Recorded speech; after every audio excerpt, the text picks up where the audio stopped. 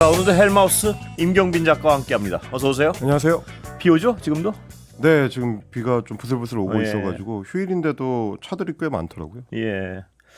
자, 오늘 첫 번째 소식은요. 대통령 관저 이전 관련한 감사원 감사 결과. 네, 사실은 이제 정권이 출범하자마자 터진 김건희 여사 관련된 이제 가장 좀 뜨거운 논란 중에 하나였습니다. 대통령실을 청와대에서 이제 용산으로 옮기는 과정에서 두 가지를 옮겨야 되는 거죠. 대통령실의 집무실하고 대통령 부부가 기거할 이제 관저를 옮기는 작업을 했는데 그 두 이제 옮기는 과정에서 김건희 여사와 관련된 회사가 이 이제 인테리어를 맡았다라는 논란이 불거진 겁니다. 김건희 여사의 코바나 컨텐츠가 전시를 할 때 그 공사를 담당했었던 업체 중에 한 군데가 한남동에 있는 대통령 관저에 인테리어 공사를 맡았다라는 논란이 불거진 건데, 그러다 보니까 여사한테 잘 보이기 위한 일종의 특혜가 작동한 거 아니냐 이런 얘기가 있었고요. 그래서 참여연대가 2022년 12월에 이제 국민감사 청구를 했습니다. 그래서 그때 감사원이 곧바로 이제 감사를 착수를 해가지고 1년 6개월 가까이 감사를 해왔는데요.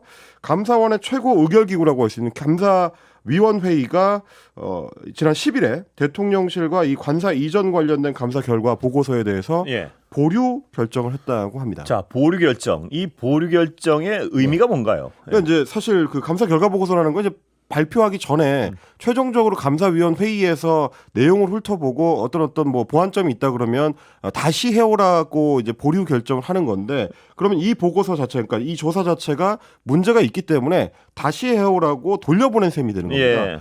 그래서 사실상 부실 조사였다는 거를 이제 자인하는 거 아니냐, 뭐 이렇게 얘기가 나오고 있는 겁니다. 그러니까 기자들로 얘기하면 재취재 지시군요, 거의. 그러니까 그렇습니다. 데스크에서 이거 취재가 덜 됐으니까 다시 좀 더 이거 파봐, 뭐 이렇게 하는 거군요. 그렇죠. 이 기사는 내보낼 수 없다. 뭐 이렇게 이제 판단을 한 셈인데. 그러니까 취재 불량이란 얘기네요, 그러니까 감사 불량. 그렇죠. 이게 이제 기자들한테 이 공지된 내용을 보니까 이렇게 되어 있었습니다. 일부 사항에 대한 사실관계 등을 보다 명확히 확인 그리고 보완한 후에 심의할 필요가 있다라는 사유가 이렇다는 겁니다. 그러면 사실관계를 더 확인하거나 보완을 하지 않고 보고서를 작성했다는 얘기가 되니까 결국 이제 부실 보고서였다는 얘기가 되는 거고요. 그 내용을 좀 취재했었던 그 기자들한테 이제 물어보니까 대체로 그런 지적을 합니다. 이게 결국 이제 핵심은 당시 인테리어 공사를 특정 업체한테 이제 맡길 때 관여한 사람이 누구냐, 특히 대통령실 내부에 있는 사람들 중에서 누가 이 사안에 관여를 했느냐, 이런 것들까지를 좀 같이 들여다봐야 되는데, 그게 가장 중요하겠죠. 대통령실 관계자들에 대한 조사는 거의 제대로 되지 않았다라는 얘기가 나옵니다. 그게 핵심인데요. 그러니까 사실은 이제 그 부분이죠. 그러니까 경호처가 사실 그 관저 이전에 있어서 가장 이제 중요한 업무를 담당했던 부처인데 경호처 인원들에 대한 조사까지는 이루어졌던 것 같습니다. 근데 이제 경호처가 일을 진행하는 과정에서 혹시 개입했을지 모를 김건희 여사와 그 주변 사람들의 어떤 그 개입 가능성, 그걸 보려면 결국 대통령실의 행정관으로 들어있는 걸로 추정되는 코바나 컨텐츠 출신 인물들이 누가 있고 그 사람들에 대한 조사가 이루어졌느냐, 이런 문제일 것 같습니다. 그걸 알아야지. 제대로 안 됐다라는 거죠. 그걸 알아야지 누가 영향을 미쳤고, 그렇습니다. 업체 선정에 또 얼마나 과도하게 영향을 미쳐서 안 된 업체가 됐는지. 그렇습니다. 그게 어떤 출발인 것 같은데. 그러니까 사실 이번 정권 초기부터 코바나 컨텐츠에서 일했었던 사람들이 대통령실에서 일하고 있다라는 얘기는 워낙 좀 많이 나왔었기 때문에 그리고 이제 일부 확인된 사람들도 있고요. 근데 이제 구체적으로 누구가 어떤 업무를 하는 것까지는 대통령실에서 이제 밝히지 않고 있기 때문에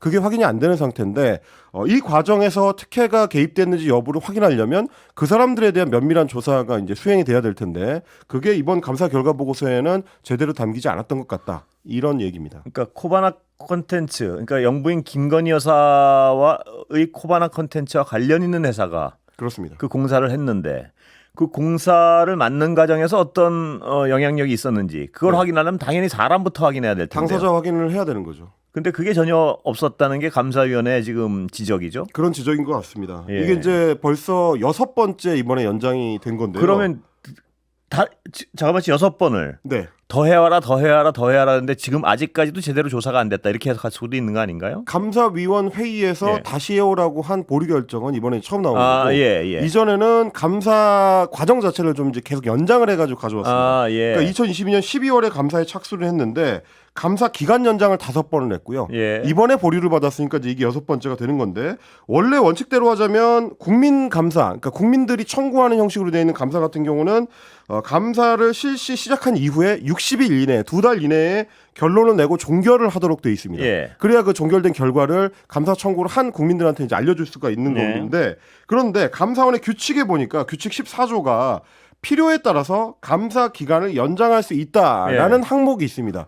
그러면 이걸 얼마나 긴 기간 동안 연장할 수 있는지까지는 규정이 안 돼 있다 보니까 계속 감사원 내부에서는 연장하군요. 계속 연장을 해가지고 1년 6개월 가까이를 지금 끌어온 거죠. 그렇게 끌은 이유가 조사를 더 철저히 하기 위해서 끌은 것인지 네.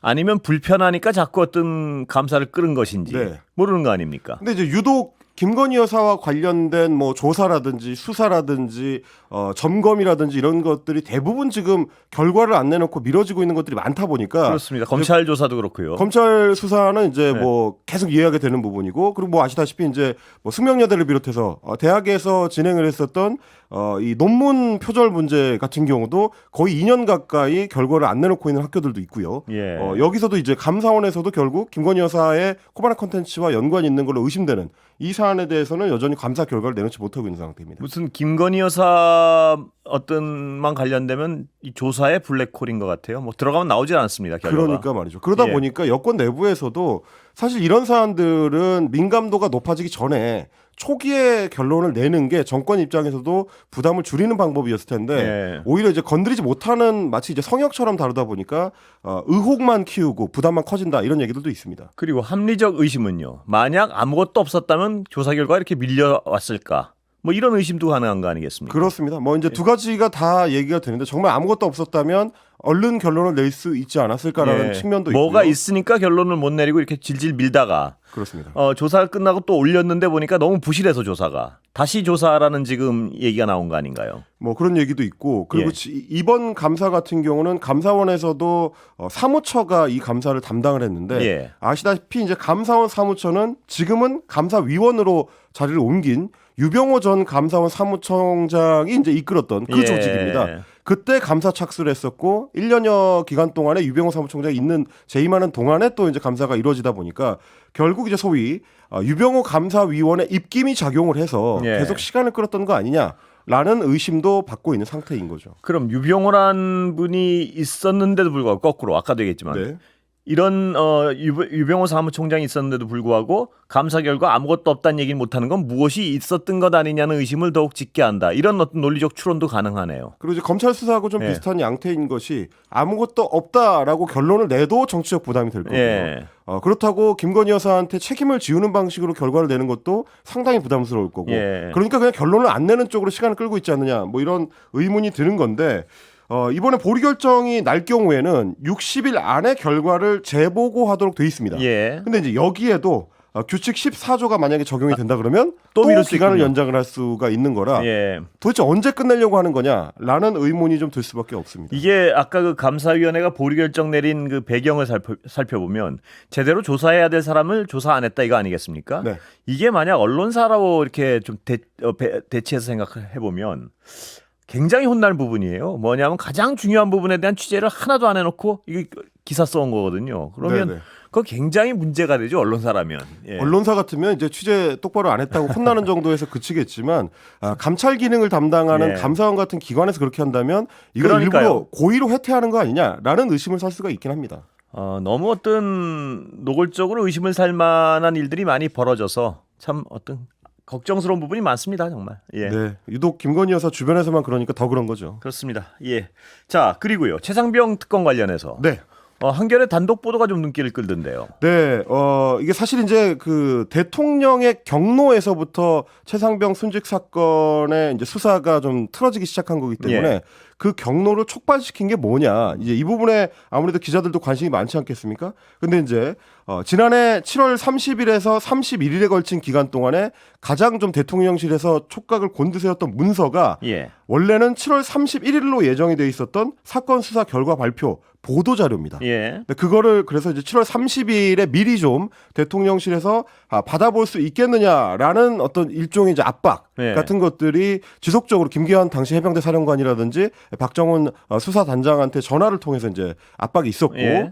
결과적으로는 이제 박정훈 수사단장이 수사 내용을 보여줄 수는 없다. 예. 대신에 이제 보도자료 정도만 보여주라라는 김기환 사령관의 이제 명령을 받고 보도자료를 보낸 걸로 됐었거든요. 예. 한겨레가 확인한 게 그 언론 브리핑 자료, 그러니까 보도자료 전문이었습니다. 근데 그 내용을 살펴봤더니 이제 문서가 총 8쪽짜리로 되어 있는데 일단 익사사고 발생 경위, 그리고 익사사고에 대한 전반적인 수사 경과가 이제 들어있고요. 거기에는 이제 당연히 이제 안전장구를 제대로 지급하지 않았다든지, 예. 그리고 최상병 사건을 입수하게 된 경위, 최상병을 비롯한 이제 해병대 장병들이 물에 들어가게 된 경위 이런 것들이 들어가 있고, 그리고 만약에 이제 기자들이 질문을 하게 된다면 예상 질의가 어떤 것들이 있을지 이런 예상 질의문 뭐 이런 내용들로 되어 있었고, 그리고 무엇보다 중요한 거 임성근 사단장을 포함해서 8명의 지휘부 그 장교들을 경찰에 이첩한다라는 내용이 거기에 이제 들어 있었습니다. 예.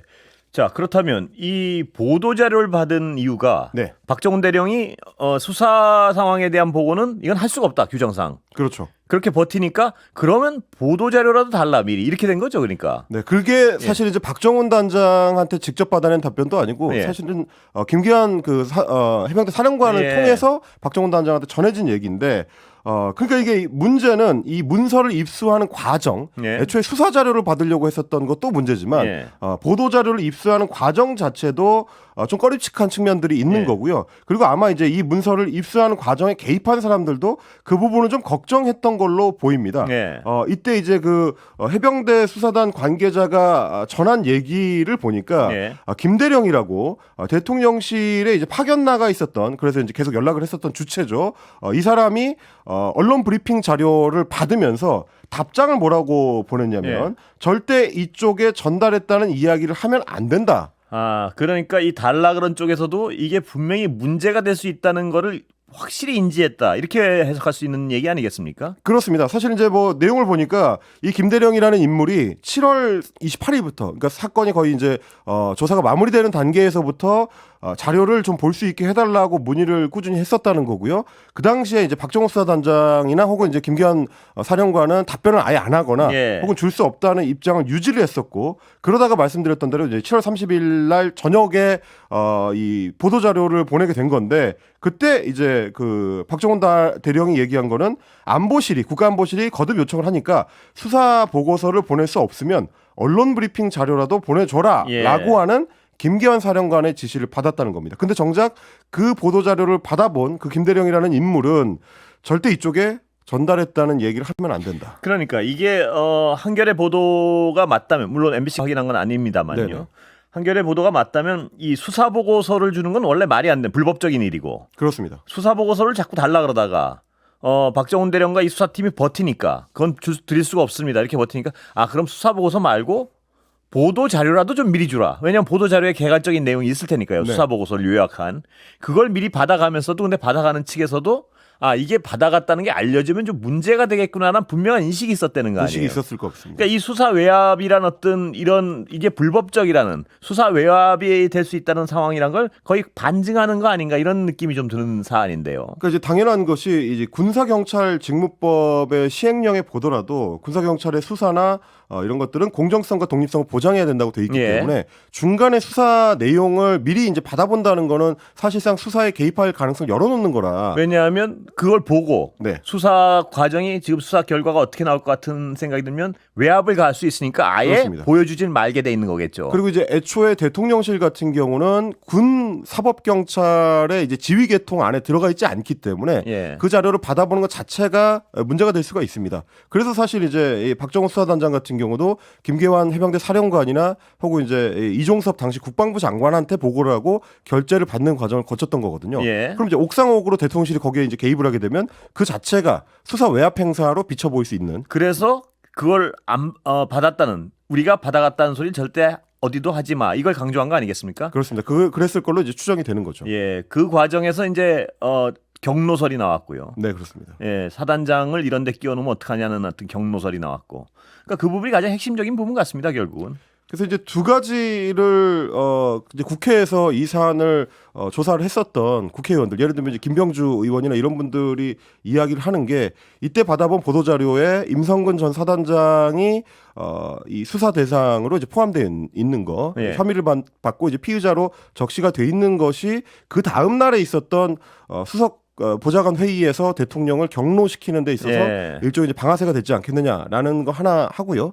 그리고 이렇게 이제 피의자로 적시가 돼서 이 사건 인계를 하게 되면 군 내부적으로는 더 이상 이제 지휘관으로서의 업무를 수행하는 게 어렵다고 판단을 해서 아마 보직해임을 이제 검토를 예. 했을 것이다. 그리고 이제 그 과정에서 해군 내에서는 당연히 후임 사단장을 후보를 결정을 해서 대통령한테 수보회의에 올라갈 때 안보실장을 통해서 이제 그 내용이 보고가 됐지 않겠느냐.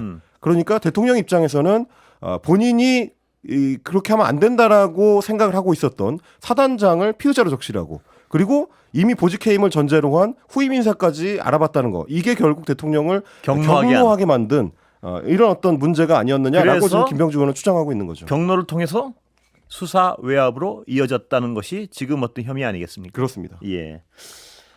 그리고 여당 얘기를 좀 가보겠습니다. 공정과 상식이 무너지는데 당은 침묵했다. 비겁함 반성한다. 이게 여당 내부에서 나온 목소리였는데 네. 어디서 나온 얘기인가요, 이게? 자성의 목소리다라고 이제 평가를 할 수 있겠는데, 뭐 안타깝게도 이제 원내, 그러니까 이제 국회의원이 된 사람들 속에서는 그렇게 크게 나오지는 않고 있고요. 대신에 이제 이 3040 소장파 모임, 대부분 이제 원외 인사들로 이제 구성이 되어 있습니다. 천목회가 어제 저녁부터 오늘 아침까지 끝장 밤샘 토론을 했다고 하는데요. 그 브리핑 내용에 이제 절절한 어떤 반성이 들어 있었다는 겁니다. 일단 이런 내용입니다. 국민이 바랐던 공정과 상식이 무너지고 있음에도 정부는 부응하지 못했고 당은 침묵했다. 그러면서 본인들의 우리의 비겁함을 통렬히 반성한다고 했습니다.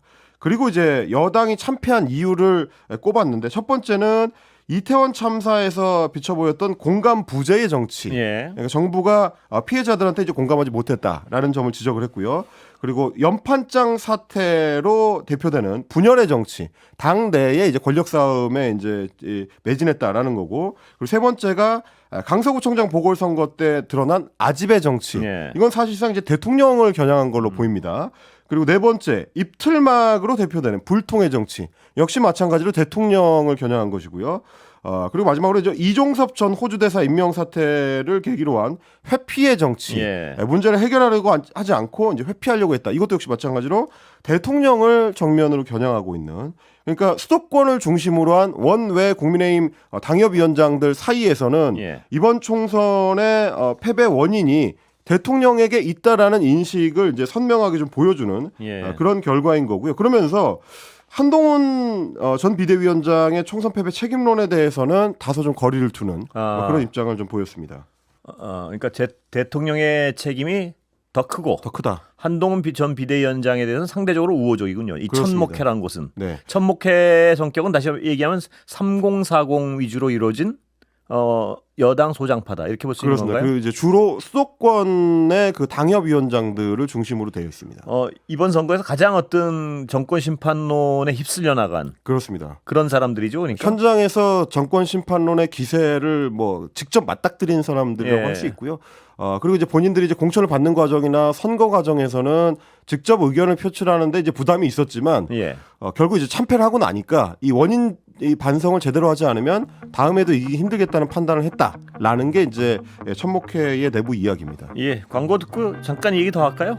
광고 듣고 오겠습니다. 검찰 인사 속보 얘기 좀 해볼까요? 검찰 관련된 소식들은 뭐 이제 계속 나오고 있는데요. 어제 JTBC가 단독 보도한 내용을 보니까 검찰의 이제 내부 인사 과정에서 이원석 검찰총장이랑 박성재 법무장관이 이제 검찰 인사 이틀 전에 이제 따로 만났다고 합니다. 지난 11일인데 그때 이원석 총장이 지금의 인사는 너무 빠르다, 늦춰달라라고 이제 요청을 했는데 결국 이제 받아들여지지 않고 이틀 뒤에 작전을 하듯이 이제 검찰 인사가 나오게 됐다라는 건데, 이거는 그동안에 박성재 법무부 장관이 설명했던 거랑은 약간 좀 내용이 다른 결이긴 합니다. 그렇습니까? 어느 박성재 장관 같은 경우는 검찰총장하고 충분히 협의를 해서 결정한 내용이고 이 과정에서 이제 민정수석, 신임 민정수석 김주현 수석의 개입은 없었다. 내가 이제 책임지고 결정한 것이다라는 주장을 해왔는데 이원석 총장 측에서 사실 인사를 늦춰달라고 하는 것은 본인 임기가 이미 이제 한 4개월여밖에 남지 않았기 때문에 실상은 뭐 수사팀 교체를 비롯해서 이런 결정을 하지 말아달라는 요청으로 읽힐 수밖에 없는 거라서 그렇죠. 그걸 이제 법무부 장관이 이제 무시하고 인사를 단행했다라고 받아들일 수도 있는 그런 대목이 되겠습니다. 예. 그러다 보니까 검찰 인사 후폭풍이 계속 여당 내부에서도 이어지고 있는데 유승민 전 의원 같은 경우는 지금 수사를 덮는다고 해서 영원히 덮을 수는 없다라고 이제 강하게 이제 비판의 목소리를 계속해서 내고 있고요. 예. 김용태 당선인 같은 경우도 오늘 SBS 김태현의 정치쇼에 출연을 해서 국민의 영린이 무섭다는 것을 인지하고 눈치를 좀 봤으면 좋겠다.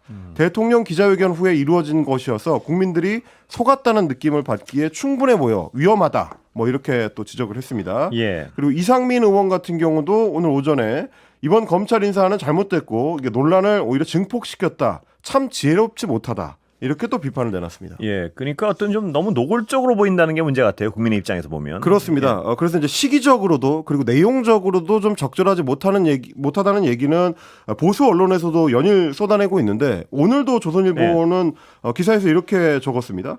자신이 당한 일을 자신이 되풀이하는 듯한 모습을 보면서 뉴스 댓글에는 국민이 믿고 맡긴 권력을 부인 보호에 쓴다는 반응이 많이 나오고 있다. 예. 이렇게 적었습니다. 그러니까 자신이 당한 일을 자신이 되풀이한다는 거는 지난 문재인 정권 때 검찰총장이었던 윤석열 총장이 이제 추미애 장관하고 이제 예. 맞부딪혔던 그 장면을 떠오르게 한다라는 이제 지적으로 보입니다. 예.